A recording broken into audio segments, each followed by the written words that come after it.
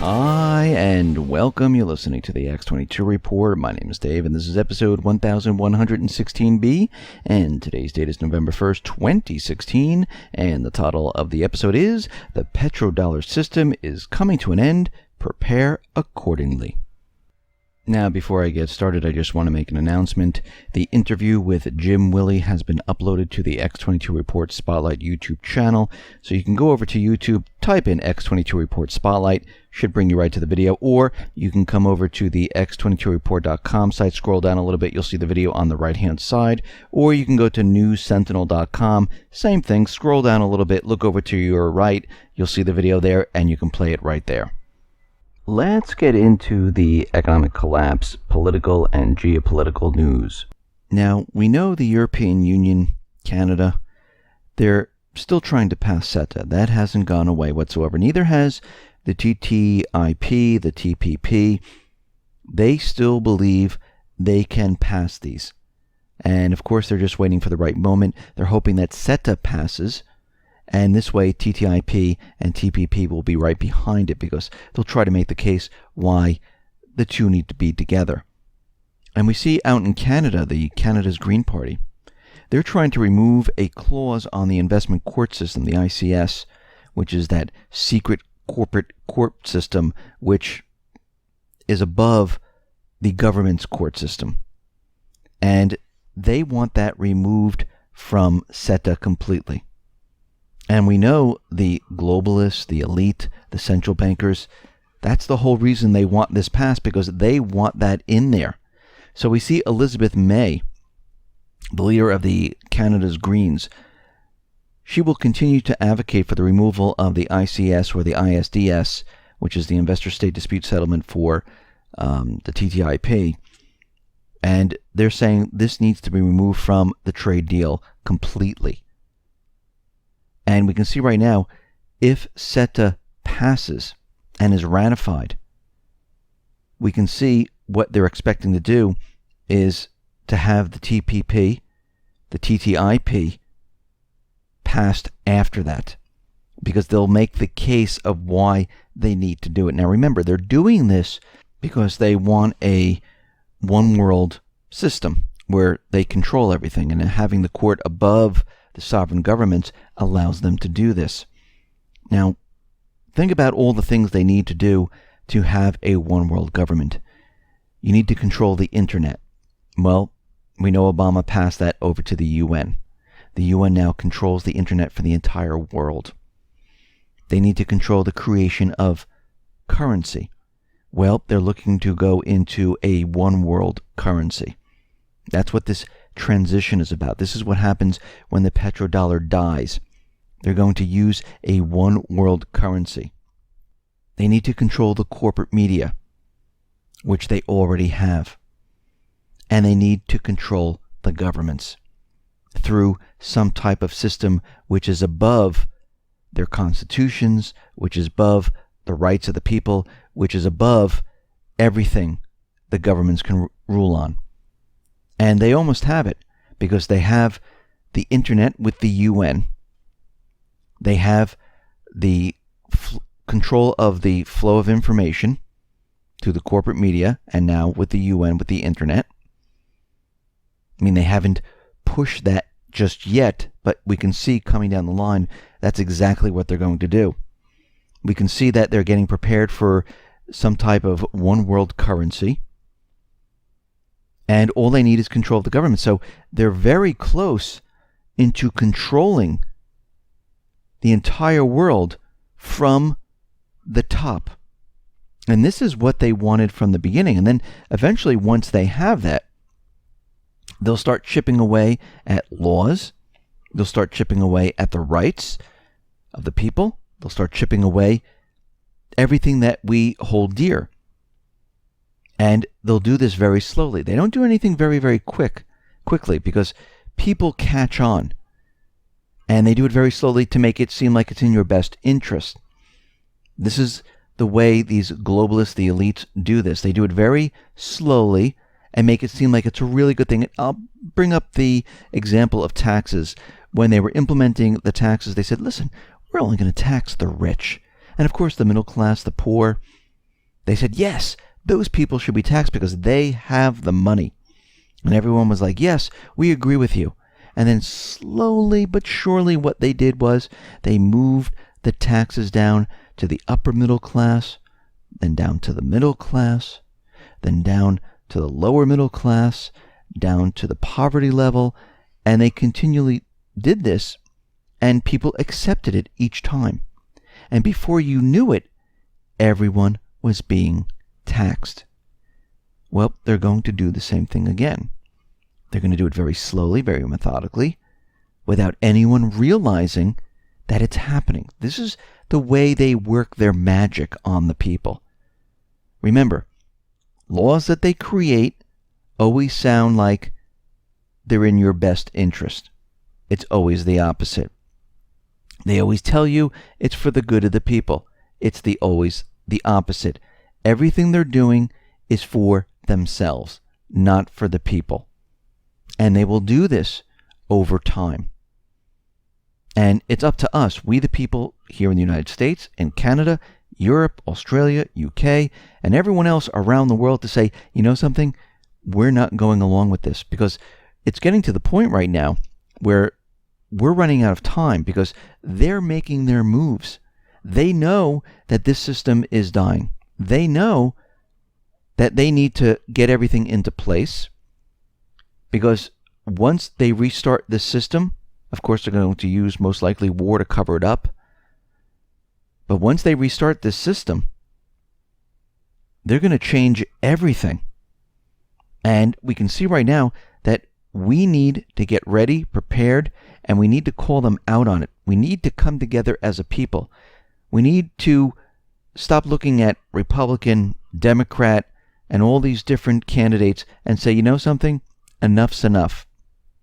We're done with this system. We, the people, want a clean house here.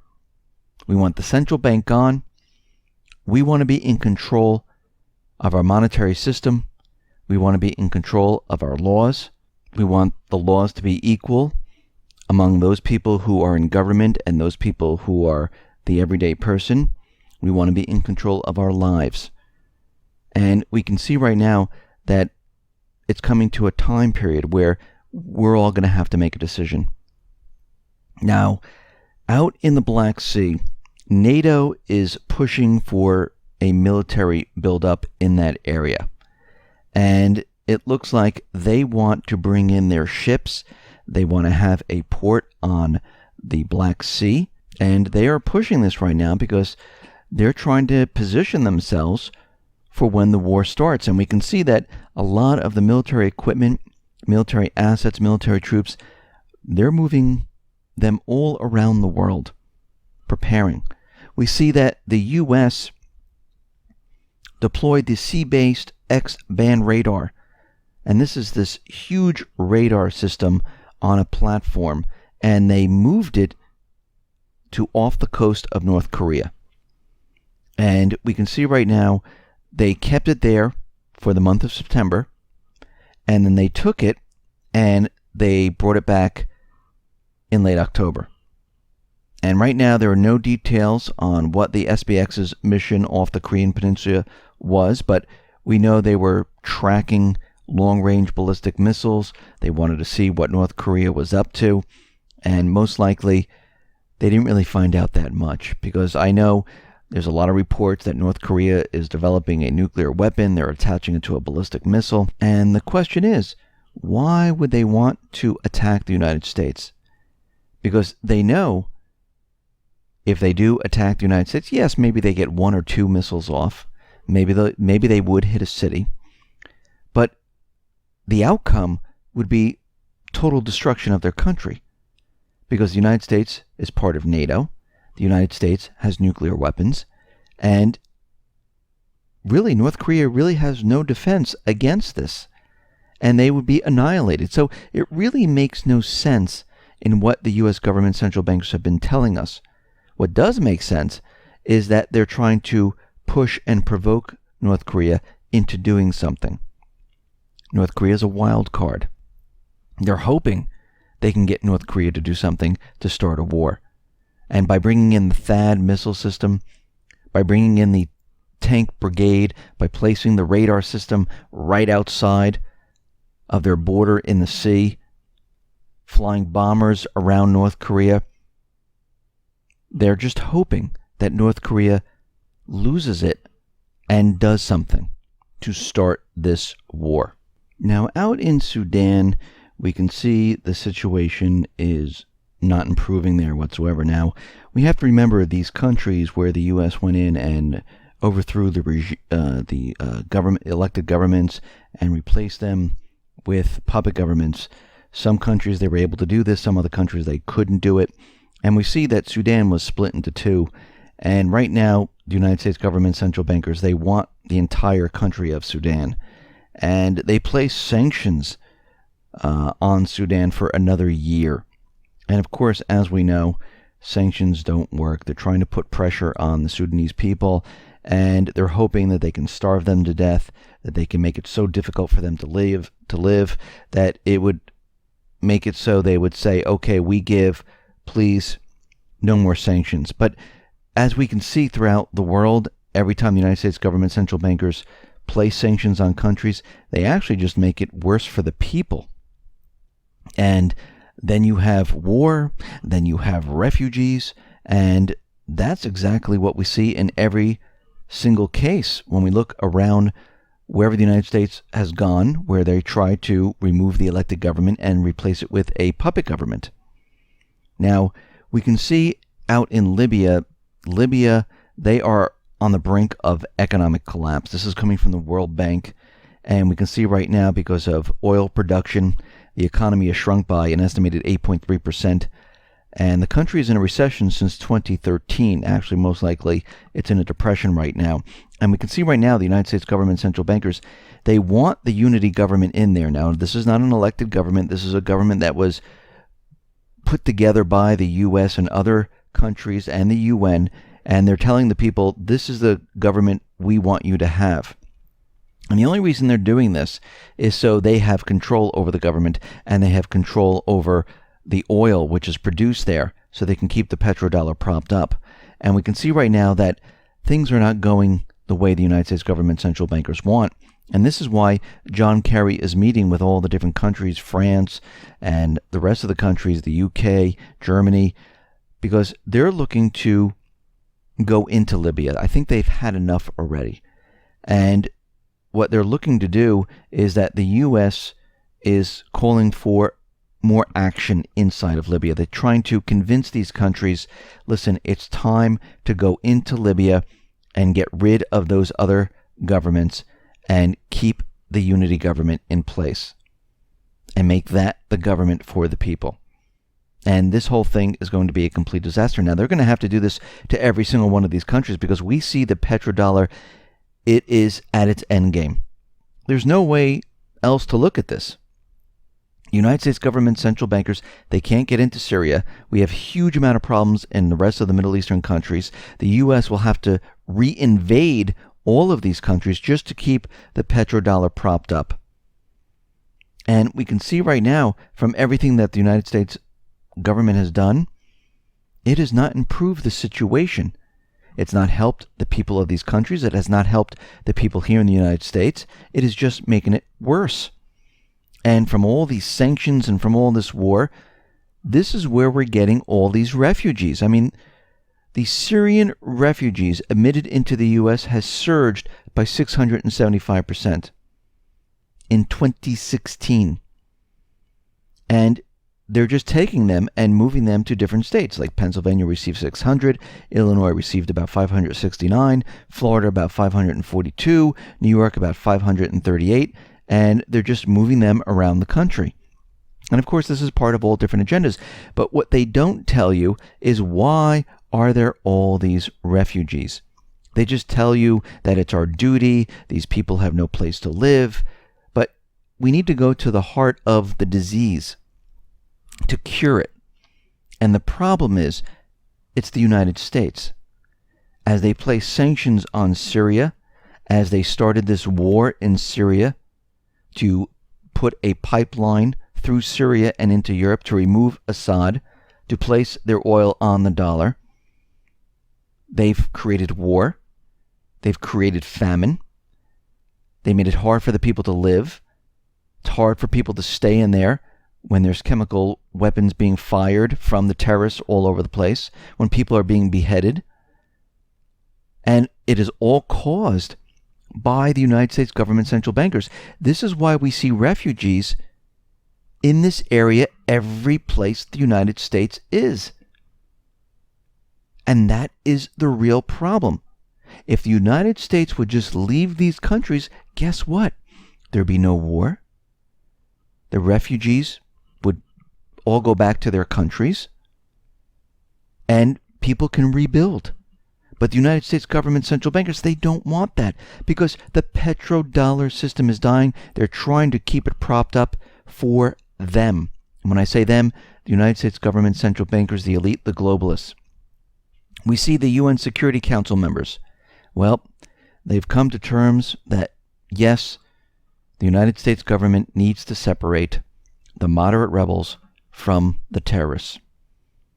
And they're saying this needs to be done because we can see right now terrorists are the problems. The problem is that it's all one and the same. And this is why the United States government central bankers, they just don't have the ability to do it. And they were never going to do it because they know they need all their terrorist groups to fight in Syria. So what we're seeing right now is things are rapidly falling apart.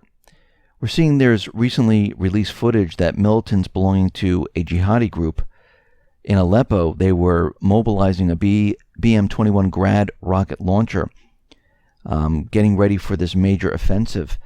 And they moved it into a tunnel so the Syrian and Russian fighters wouldn't see it. And what we're seeing right now is that the moderate rebels, the terrorist groups, they're receiving more and more weapons for the offensive that's going on right now. There's about 2,000 or so-called moderate rebels, we'll call them terrorists, where they're continually shelling the residential areas in Aleppo. They're using 22 battle tanks, 15 infantry fighting vehicles, and rocket artillery.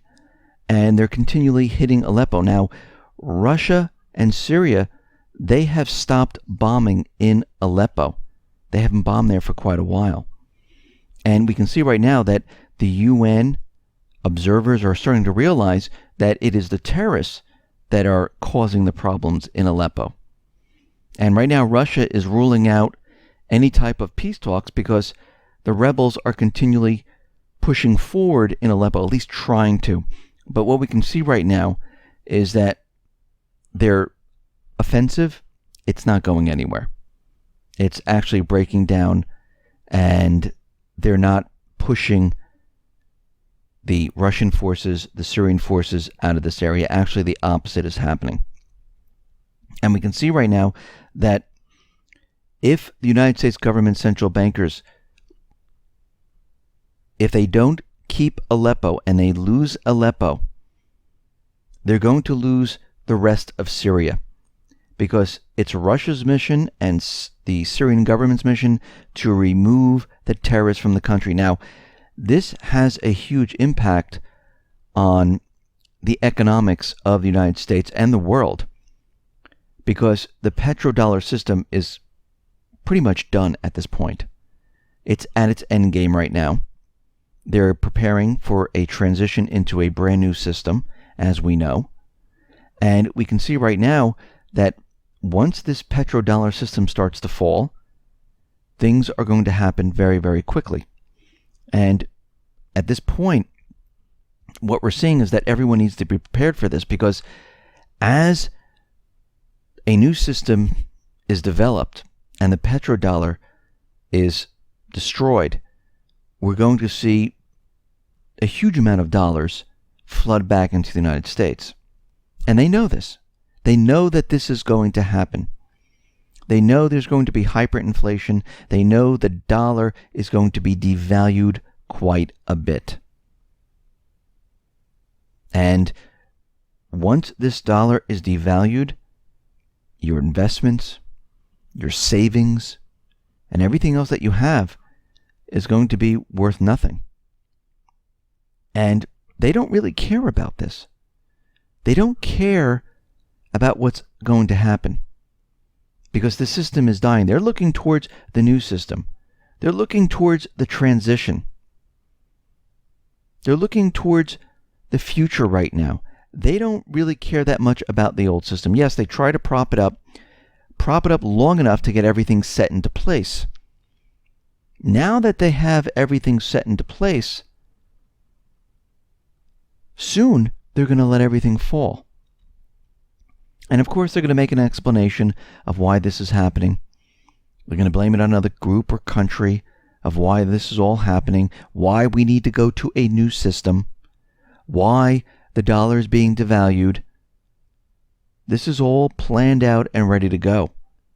And we've been talking about this. This is actually a collapse of one system and a birth of a new system. But the new system is most likely going to still be a central banking system. And I do believe that it's not going to be any better. Actually, it's going to be much worse for the people here in the United States, because as the dollar is devalued, our way of life is going to change. We won't be the reserve status anymore. But this was part of their plan going way, way back, where they wanted a one world government system, a one world currency system, and we can see they're on their way. Now, Jim Rickards is out there saying that the SDRs, this is going to be the one world currency system, where the major central banks, governments will trade in the SDRs. And then the individuals, the everyday person, they will receive local currency. The problem is the local currency is going to be devalued. Jim Willey is saying the same exact thing. The petrodollar is going to be completely gone, and the currency is going to be devalued. Now, people will say, well, is this a collapse? What are we seeing here? Yes, this is a collapse of the old system. Credit's going to freeze up at this point in time. Banks are going to close down. People are going to be very nervous and afraid. Everything that we've been talking about, it's the same exact scenario. Really, there is no difference. It's a collapse of a system where the central bankers are trying to usher in a brand new system. So one system dying and another system is being born. And during this transition period is the collapse period, where people are scared, their investments devalue, their pensions might disappear, the banks are locked down, and we can see that we are headed towards this scenario, and we can see it's approaching very quickly. And this is why everyone needs to protect their wealth, protect their family, protect themselves, make sure you have food and supplies, because everything that we've been talking about all along now, it's all coming together, and it looks like it's going to happen much sooner than later. Listen, everyone, thanks a lot for listening. Be well, be safe, and especially be prepared. Thanks a lot.